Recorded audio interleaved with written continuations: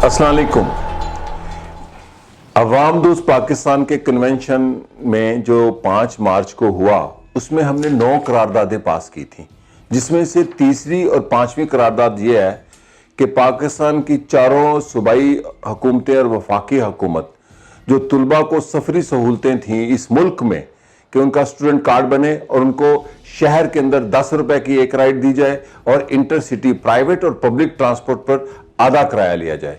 और इसी के साथ इसी में जो 5वीं करारदाद थी कि जो वर्किंग वूमेन है, प्राइवेट और सरकारी मुलाजमतें जो करती हैं, उनका भी कार्ड बने और उनको भी सफरी सहूलतें दी जाएं। पाकिस्तान आज जिन बहरानों का शिकार है उसकी वजह यहां पर इंसानों की तरक्की ना करना, और इंसानों की तरक्की तालिब इल्मों से और मेहनत कश खवातीन से मंसूब है और उससे ही जुड़ी हुई है।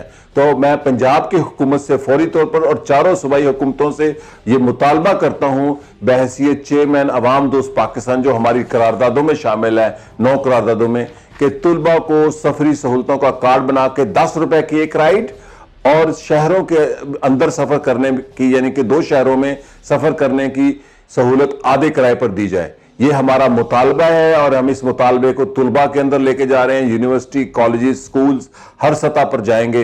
ये लोगों का हक था जो छीन लिया ज़ियाउल हक ने, इसको बहाल किया जाए।